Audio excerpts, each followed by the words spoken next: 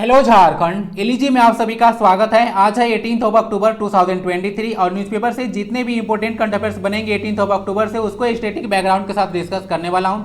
इस लेक्चर में as usual Jharkhand current affairs MCQ format में और ऑनलाइन फॉर्मेट में आपको प्रोवाइड कराया जाएगा। साथ ही साथ हाईली इंपॉर्टेंट नेशनल और इंटरनेशनल करंट अफेयर्स भी इसमें इंक्लूड किया जाता है। तो ये क्लास आपको करंट के साथ साथ स्टैटिक पोर्शन में भी काफी हेल्प करेगा, तो ध्यान से क्लास को सुनना है, अटेंटिवली सुनना है, बगुला जैसा ध्यान लगाकर सुनना है। ये न्यूज 2 दिन पुराना है। 15 अक्टूबर 1931 को जो है एक भारत के महान पर्सनालिटी एपीजे अब्दुल कलाम का जन्म हुआ। इनका पूरा नाम अब्दुल पाकिर जलालुद्दीन कलाम आजाद है। रामेश्वरम में इनका जन्म हुआ था। ठीक है, तो ये जो है 15 अक्टूबर को यूनाइटेड नेशंस के द्वारा वर्ल्ड स्टूडेंट्स डे के रूप में डिक्लेयर किया गया है। यानी कि सोसाइटी में जो अब्दुल कलाम का योगदान है उसको रिकॉग्नाइज करने के लिए देश दुनिया इनके बारे में जानने की कितना इंपॉर्टेंट पर्सनालिटी थे और कितना सरल पर्सन थे। देखिएगा इनके बारे में आप जब जाकर पढ़िएगा तो ये काफी सरल पर्सन थे लेकिन बहुत ही महान इंसान हैं। ठीक है, तो बात देख लीजिएगा, रामेश्वरम में देख लीजिएगा ना, एक जो है ज्योतिर्लिंग भी है जो कि झारखंड में भी है। एक ज्योतिर्लिंग बैद्यनाथ धाम, 12 ज्योतिर्लिंग में से यहाँ भी रामेश्वरम भी है, बैद्यनाथ भी है और बैद्यनाथ में 9वां नंबर का ज्योतिर्लिंग है। बाकी इनको जो है यहाँ पे 1997 में जो है भारत रत्न दिया गया था और 2002 में ये जो है भारत के 11वें राष्ट्रपति बने थे। आइए थोड़ा सा ना राष्ट्रपति का आपको लीनिएज बता देता हूँ। फर्स्ट ऑफ ऑल कौन थे, तो डॉक्टर राजेंद्र प्रसाद बने थे। दूसरा बार बने थे सर्वपल्ली राधाकृष्णन। दूसरा के बाद सीधे जो है 10वां पर आ जाइए, ये जो है के आर नारायण थे। 11वें राष्ट्रपति बने एपीजे अब्दुल कलाम। 12वें राष्ट्रपति बने भारत की पहली महिला राष्ट्रपति प्रतिभा देवी सिंह पाटिल। 13वें बने प्रणब मुखर्जी। 14वें बने रामनाथ कोविंद और 15वें बने द्रौपदी मुर्मू जो कि भारत की पहली आदिवासी महिला जो है ये राष्ट्रपति हैं और ये झारखंड की 9वीं राज्यपाल भी थी द्रौपदी मुर्मू। तो ये 11वें नंबर के राष्ट्रपति हैं एपीजे अब्दुल कलाम। तो इनके बारे में देख लीजिएगा, काफी इंपॉर्टेंट पर्सनालिटी है। इनके बारे में तो अगर पढ़िएगा तो आपको काफी ज्यादा मोटिवेशन मिलेगा। विंग्स ऑफ फायर इनका एक बुक भी है। बाकी यहाँ पे कुछ और देख लीजिएगा, परमाणु जो परीक्षण हुआ था 1998 में उसमें भी जो है इनका अहम योगदान था। ओडिशा में एक द्वीप है, ओडिशा में एक द्वीप है जिसका नाम है व्हीलर द्वीप आइलैंड बोलिए, तो उसका नाम जो है एपीजे अब्दुल कलाम जी के नाम पर रखा गया है। और अभी डिस्कस कर रहा था कि 10वें जो राष्ट्रपति थे के आर नारायण, उन्हीं के समय में जो है झारखंड जो है बिहार से अलग हुआ था। के आर नारायण आपको डिस्कस किया था। तो इतना सारा चीज जो है याद रखिएगा। और ये जो है मिसाइल मैन ऑफ इंडिया के नाम से भी प्रसिद्ध हैं। ओके, देख लीजिएगा टेन्यूर का 2002 से लेकर 7 तक रहा था। 11वें राष्ट्रपति काफी इंपॉर्टेंट पर्सन हैं। तो आइए क्लास को स्टार्ट करते हैं। देव नदी में अभी काफी ज्यादा प्रदूषण छोड़ा जा रहा था, तो सरयू राय का जो है एक बयान निकल कर आ रहा था कि इस तरह से आप लोग नहीं कर सकते हैं, तो न्यूज को आगे डिस्कस करूंगा। क्लास को ध्यान सुनिएगा और पीडीएफ के लिए थोड़ा सा पैनिक मत होइए आप लोग, पीडीएफ आपको टाइम से प्रोवाइड करा दिया जाएगा। आज तो 1-2 दिन से मुझे टाइम नहीं था इसलिए कल का क्लास भी नहीं आ पाया था, आपको आज सारा पीडीएफ प्रोवाइड करा दिया जाएगा। फर्स्ट क्वेश्चन है, आज कुछ इंपॉर्टेंट ऐसा नहीं था जो कि आपके लिए रिलेवेंट था, तो इसको मैं हटा दिया।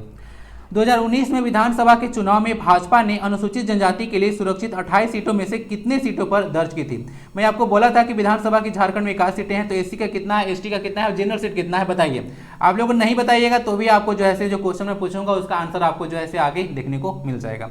तो ये सब देखिए अभी न्यूज निकल कर आ रहा था। होता क्या है ना कि जैसे जैसे इलेक्शन आते जाएगा पॉलिटिकल पार्टी जैसे निकल कर आने लगेंगे, यानी लोग निकल कर आने लगेंगे, बाकी उनका 5 साल पता ही नहीं रहेगा। 2-3 महीना जो बचेगा या 6 महीना बचेगा तब सब निकल कर आएंगे, सब जो है बयान देंगे एक दूसरे पर और सब जो है चलते जाएगा कि हमको ये जोड़ना है तो वो जोड़ना है, यहाँ पे जैसे रैली करना है, सब कुछ जो है सब चलता रहेगा। ये सब पॉलिटिकल मुद्दा है। और देखिए मैं कोई भी डिस्कशन करता हूं तो मैं न्यूट्रल रहकर जो है डिस्कशन करता हूं।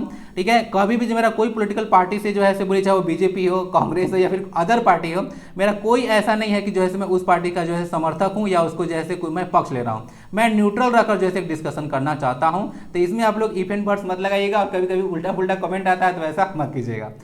तो बात किया जा रहा था कि 28 जो सीटें हैं उसमें से भाजपा ने कितना सीट पर दर्ज किया था अनुसूचित जनजाति यानी एसटी सीट का, 0, 2, 6 या फिर 8। सही आंसर इसका 2 है। 28 सीटों में से उस समय भाजपा 2019 में मात्र 2 सीटें जीत पाई थी। अगर थोड़ा सा झारखंड में अगर बात करें विधानसभा के बारे में तो 81 सीटें आपको पता होना चाहिए। 28 सीटें एसटी के लिए रिजर्व्ड है, यहाँ पे ना सुरक्षित मतलब रिजर्व होता है। एससी यानी कि अनुसूचित जाति के लिए 9 सीटें रिजर्व हैं और जनरल के लिए ये सिर्फ 44 है। तो 44 9 जोड़ लीजिएगा 53 आ जाएगा, 53 में 28 जोड़ी 81 आ जाएगा, टोटल 81 हो गया। बाकी यहाँ तो डिस्कस कर दिया 28 सीटों में से 2019 में 2 सीटें जो है बीजेपी के द्वारा जीता गया था और जो एसटी का सीट था, एसटी का 9 है जैसे डिस्कस किया था, उसमें से 6 सीटें भाजपा जो है जीती थी। ठीक है, तो ये सब कुछ याद रखिएगा, न्यूज में ये सब निकल कर आ रहा था। बाकी अगर बात की जाएगा 2019 के विधानसभा चुनाव के बारे में, तो 2019 का जो विधानसभा चुनाव था वो 5 चरण में हुआ था, और ये जैसे 5वां नंबर का विधानसभा चुनाव था, और उसमें सबसे बड़ी जो पार्टी निकल कर आई थी वह जेएमएम आई थी। और अभी तक देखिएगा तो झारखंड में जेएमएम और बीजेपी ही रूल करती आ रही है।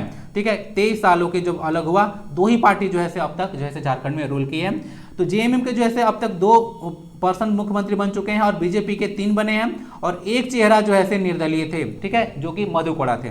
तो अब तक 6 ही मुख्यमंत्री झारखंड में बने हैं, ध्यान रखिएगा। फर्स्ट जो झारखंड जब अलग हुआ था तो पहली जो पार्टी बनी थी वो बीजेपी के का बना था, बाबूलाल उस समय मुख्यमंत्री बने थे। एक क्वेश्चन आपसे पूछे, इंटरेस्टिंग क्वेश्चन है, पूछा भी जा चुका है प्रीवियस ईयर में।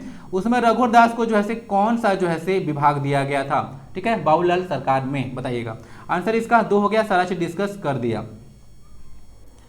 ठीक है, सब सीट का ध्यान रखिएगा। और लोकसभा की 14 सीटें हैं, और 14 सीटें का मैं ऑलरेडी बता चुका हूं कि कितना कितना सीट जो है एसटी के लिए है, और एससी के लिए है, और जनरल के लिए है। नेक्स्ट है मलेशिया, न्यूजीलैंड और सिंगापुर में होने वाले सरायकेला छऊ का प्रस्तुतिकरण 10 सदस्यों के द्वारा किया जाएगा। इस दल का नेतृत्वकर्ता कौन होंगे? सतीश कुमार मोदक, सुकांत आचार्य, रंजीत कुमार आचार्य या फिर शशधर आचार्य। नाम तो इनका आप लोग सुने होंगे, शशधर आचार्य का। तो यही जो है लीड करने वाले हैं इस टीम का। मलेशिया, न्यूजीलैंड और सिंगापुर में छऊ नृत्य का जो है प्रस्तुतिकरण किया जाएगा। ठीक है, आगे भी न्यूज निकल कर आएगा तो डिस्कस करूंगा। फॉर द टाइमिंग इतना याद रखिएगा। देखिए, आप लोग अगर न्यूज़पेपर पढ़ते हैं ना, तो इस तरह का वर्ड आपको देखने को मिल जाए। कोई पर्सन कोई अगर अवार्ड सम्मान दिया गया है तो उनके नाम के पहले लगा दिया जाता है सम्मान, पद्मश्री शशधर आचार्य। तो न्यूज़पेपर पढ़ें आप तो पूरा देख लें कि ये जो है पद्मश्री लिखा हुआ है, तो इनको पद्मश्री कब दिया गया है और किस क्षेत्र में दिया गया है। थोड़ा बहुत इनके बारे में जाकर स्टडी कर लीजिए, काम आएगा। बाकी ये सारे कलाकार जो है आचार्य छऊ नृत्य विचित्रा के हैं। बाकी इनको जो पद्मश्री दिया गया था, देखिएगा इनको जो बात कर रहा था शशधर आचार्य के बारे में, तो मधु मंसूरी हंसमुख और शशधर आचार्य को 2021 में जो है यह दिया गया था। ठीक है, ये बात ध्यान रखिएगा। बाकी ये जो नागपुरी के गीतकार है मधु मंसूरी हंसमुख और शशधर आचार्य का संबंध जो है देख सकते हैं छऊ नृत्य से है। बाकी छऊ की अगर शैलियाँ देखिएगा तो सब स्टैटिक पोर्शन में आपको काम आएगा। सरायकेला जो है छऊ जो है सबसे पुराना छऊ है, झारखंड से निकल कर आया है। और एक जो है पुरुलिया छऊ है जो कि पश्चिम बंगाल में परफॉर्म किया जाता है, और एक मयूरभंज छऊ है जो कि उड़ीसा में है। सबसे पुराना है सरायकेला छऊ, तो ये आपके लिए इंपॉर्टेंट रहेगा। ओके, तो आंसर शशधर आचार्य हो गया, सारा डिस्कस कर दिया। मलेशिया, न्यूजीलैंड और सिंगापुर। नेक्स्ट क्वेश्चन आ रहा है, पीएम पोषण अभियान के तहत झारखंड के सरकारी स्कूलों में मिड डे मील के साथ प्रत्येक बुधवार को मड़ुआ का लड्डू या फिर हलवा दिया जाएगा। इसके लिए कितना राशि जो है आवंटित किया गया है? 6.73 करोड़, 7.73 करोड़, 8.73 करोड़ या फिर 9.73 करोड़। आंसर इसका डी है, 9.73 करोड़ रुपया इसके लिए आवंटित किया गया। केंद्र सरकार जो है इसके लिए पैसा भेज दिया है। तो प्रत्येक बुधवार में देखिएगा तो झारखंड के सरकारी स्कूल है उनके उसमें मिड डे मील के साथ जो है प्रत्येक बुधवार को मड़ुआ का लड्डू या हलवा प्रोवाइड कराया जाने वाला है। आइए देख लेते हैं। 3 पॉइंट तो हो चुका है। मड़ुआ के बारे में बात कीजिएगा तो इसको रागी के नाम से जाना जाता है, अंग्रेजी में इसको फिंगर मिलेट बोला जाता है। इसका साइंटिफिक नेम यहाँ पे डाल दिया जाएगा, मैं इमेज लगाने यहाँ पे भूल गया था। बाकी रागी का सबसे बड़ा उत्पादक झारखंड में देखिएगा तो गुमला डिस्ट्रिक्ट है, ठीक ना। गुमला डिस्ट्रिक्ट में रागी का सबसे ज्यादा उत्पादन होता है। और रागिनी को ये जो रागी है उसको वह सब मिलेट के अंतर्गत आता है। और देखिएगा तो ये सब 2023 को यूनाइटेड नेशंस के द्वारा इंटरनेशनल ईयर ऑफ मिलेट्स घोषित किया गया है। और श्री अन्न में क्या क्या चीज आते हैं जरा बताइएगा। बजट में भी घोषणा किया गया था श्री अन्न के बारे में। और इसको देखिएगा जो कुछ एग्जाम हुआ था अदर स्टेट्स में और नेशनल, तो उसमें जो है ये क्वेश्चन पूछा जा चुका है। ठीक है, कि जो है श्री अन्न में कौन कौन शामिल हैं या फिर नहीं है, छाटने के लिए आ सकता है। जरा लिखिएगा, कभी डिस्कस कर ही दूंगा जब क्वेश्चन पूछ दिया तो। सारा चीज याद रखिए। गुमला डिस्ट्रिक्ट आपने देख लिया, आइए गुमला को देख लेते हैं। यह है गुमला डिस्ट्रिक्ट। 18 मई 1983 को रांची से इसको अलग किया गया था। उसमें लोहरदगा डिस्ट्रिक्ट को भी अलग किया गया था। एरिया इसका 5327 किलोमीटर स्क्वायर है। इसमें सब डिवीजन संख्या 3 है, ब्लॉक की संख्या 12 और पंचायत की संख्या 159 है। एरिया कितना है, कब स्टेब्लिश किया गया, सब डिवीजन कितना है, ब्लॉक कितना है, ये 4 पॉइंट से आप लोग प्रीवियस ईयर क्वेश्चन उठाकर देख लीजिएगा। बहुत ज्यादा क्वेश्चन इससे पूछा जाता है, तो तो सब आप लोग अच्छे से देख लीजिएगा, और जो भी डिस्ट्रिक्ट न्यूज में रहेगा उसको मैं यहाँ पे इस तरह का स्लाइड जो है डालते रहूंगा। ऐसे देखिए 2 डिस्ट्रिक्ट मात्र बचा हुआ है, और 2 डिस्ट्रिक्ट जब कंप्लीट हो जाएगा तो कंप्लीट 24 डिस्ट्रिक्ट का जो है इस तरह का जो पीडीएफ है आपको प्रोवाइड करा दिया जाएगा। कंप्लीट इन्फॉर्मेशन है अगर डिस्ट्रिक्ट के बारे में उतना पढ़ के चले जाइएगा तो आपका तो क्वेश्चन बहुत सारा बन जाने वाला है। समझ सकते हैं, इतना मतलब एक डिस्ट्रिक्ट से इतना सारा इंफॉर्मेशन दिया गया है, और आप लोग खुद आप देखिए कि इतना सारा डिस्ट्रिक्ट से सब काफी इंपॉर्टेंट क्वेश्चन इसमें इंक्लूड किया गया है। जैसे बात कीजिएगा तो भिलई तो हो गया, एक है बाघ मुंडा वाटरफॉल और सदनी वाटरफॉल। सदनी वाटरफॉल कहाँ पे है? शंख रिवर पे है, गुमला में क्वेश्चन पूछा जा चुका है। उसका टांगीनाथ धाम बहुत बार पूछा गया है, शिव भगवान से रिलेटेड है, गुमला में है। बाकी परमवीर चक्र आपको पता होगा अवार्डी है झारखंड में एकमात्र ऐसे पर्सन है जिनको परमवीर चक्र दिया गया था 1971 में, जो कबार हुआ था जो बांग्लादेश मुक्ति संग्राम, उसमें यह शहीद हुए थे, जो कि ब्रिगेड ऑफ गार्ड से रिलेटेड थे, तो वे पर्सन वहीं से हैं। उसके बाद हल्दी घाटी बोला जाता है झारखंड में, या फिर छोटा नागपुर का हल्दी घाटी, या बोलिए नॉर्मली जो झारखंड का हल्दी घाटी है कोराम्बे बोला जाता है, वो कोराम्बे प्लेस गुमला में ही है।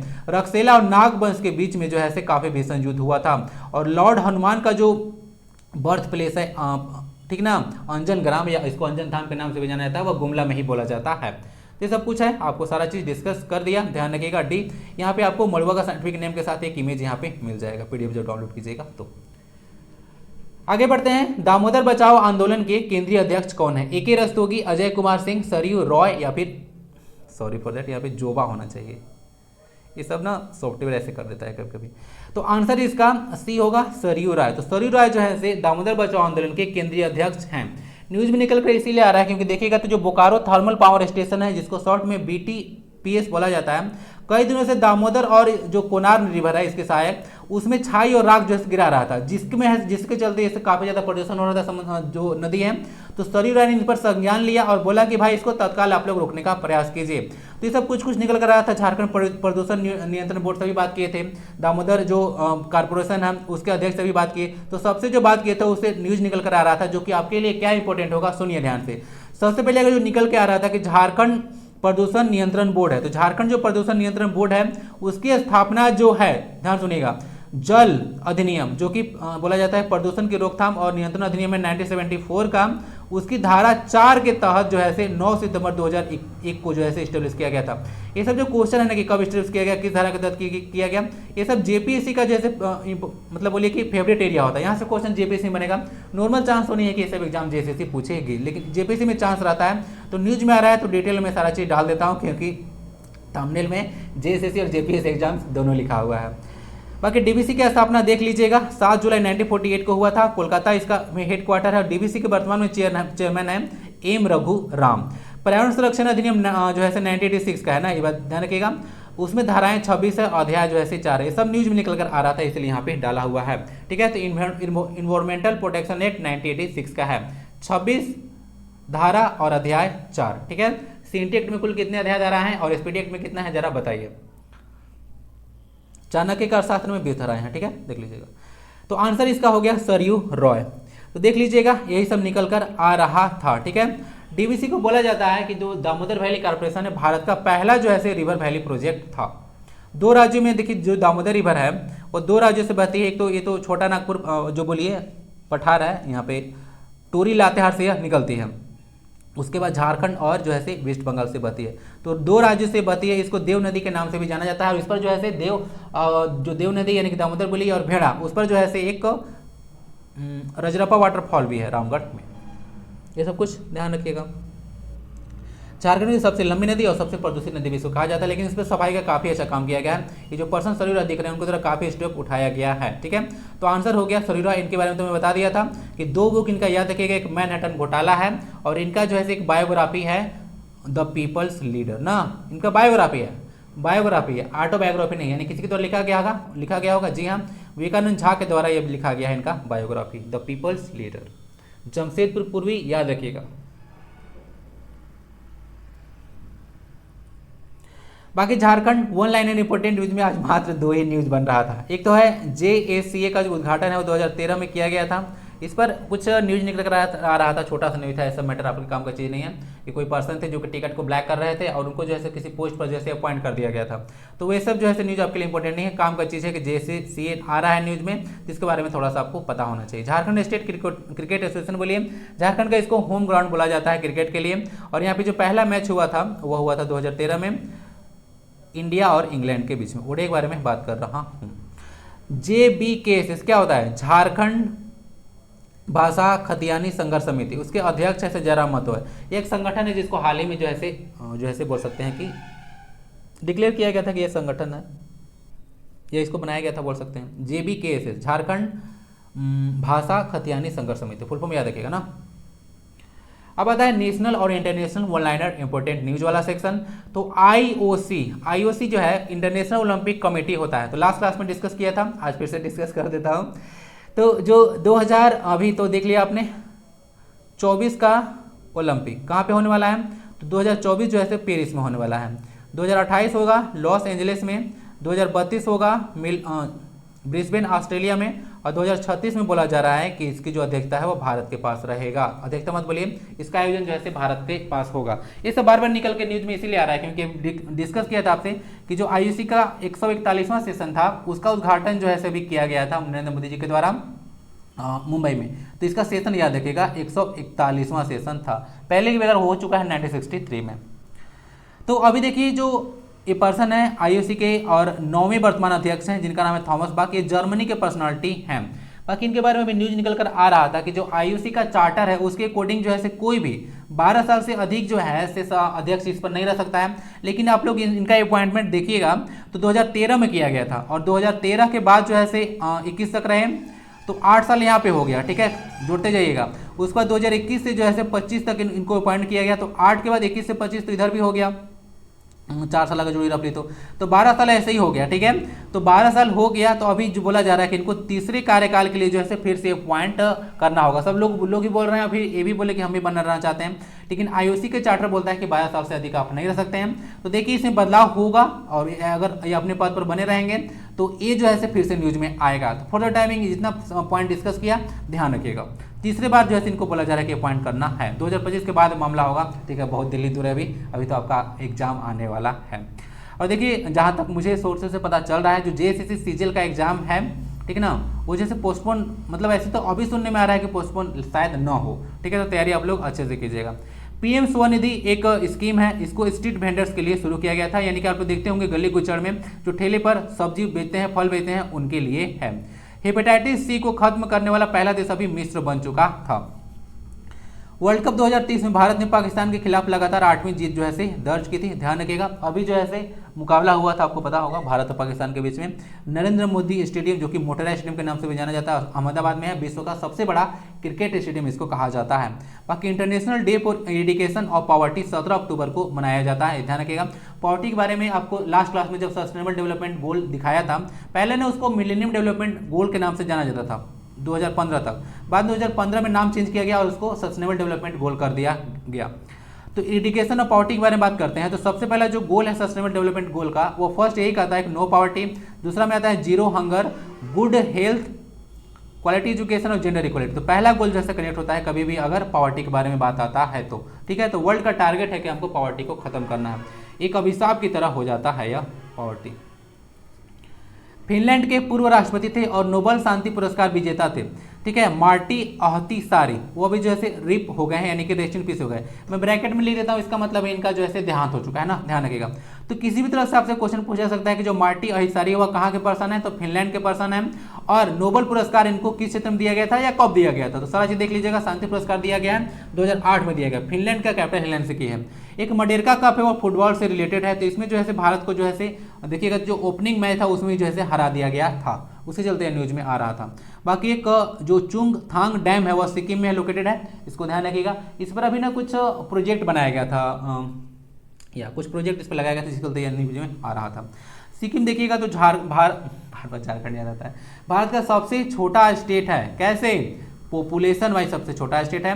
यह भारत का पहला ऑर्गेनिक स्टेट है, 100% ऑर्गेनिक स्टेट कोई बोले तो यही सिक्किम है।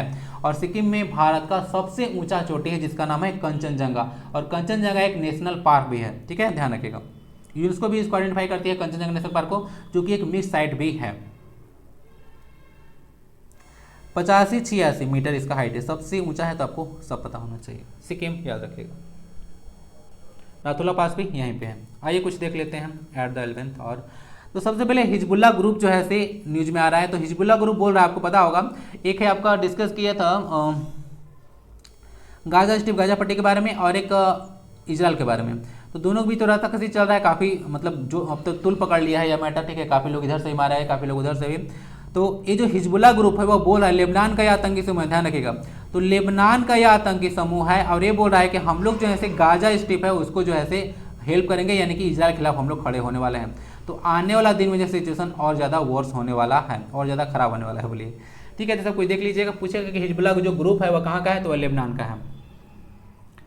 ये तो डिस्कस काफ़ी ज़्यादा मैं कर चुका हूँ बहुत बार कि 2028 में जो लॉस एंजलिस गेम होगा उसमें जो है क्रिकेट को इंक्लूड किया गया है, ठीक है। तो आप लोग देख सकते हैं थॉमस बैक है, उनको पता होगा कौन है ये।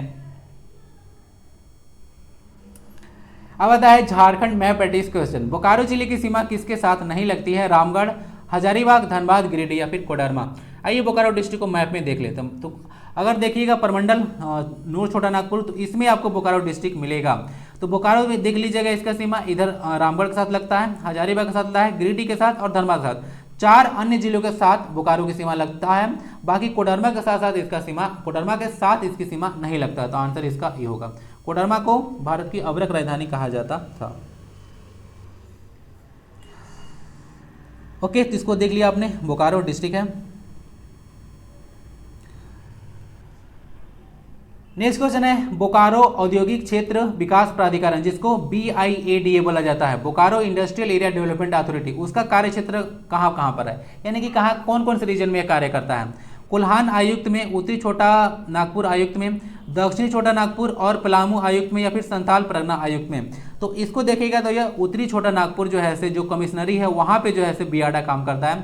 थोड़ा सा कॉमन सेंस भी आप लगाइएगा। अभी मैं डिस्कस किया था कि जो बोकारो है वह कहाँ पे है, तो नॉर्थ छोटा नागपुर डिवीजन में पड़ता है, तो इधर ही काम करता है, ठीक है। इधर नहीं ज़्यादा, सबको देखिएगा तो अलग अलग जो है कमिश्नरी सबके लिए है। जैसे यहाँ पे देखिएगा तो जो दक्षिणी छोटा नागपुर और जो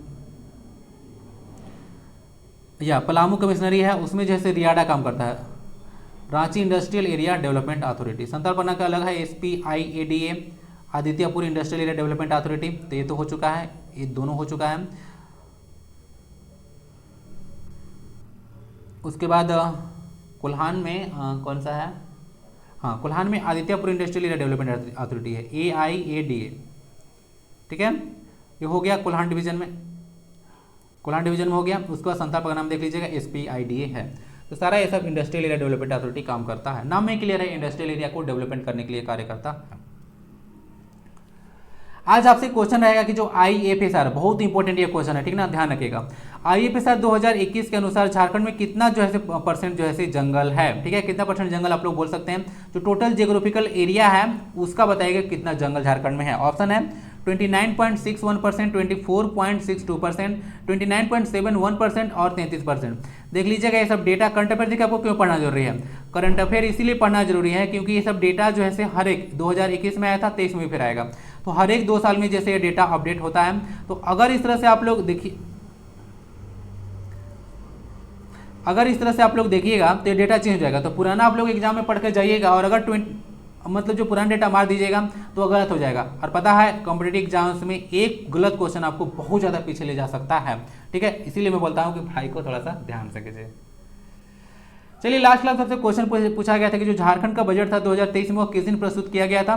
तो डेट आपको डायरेक्ट जो है याद रखना है कि 3 मार्च को जैसे इसको पेश किया गया था 2023 को।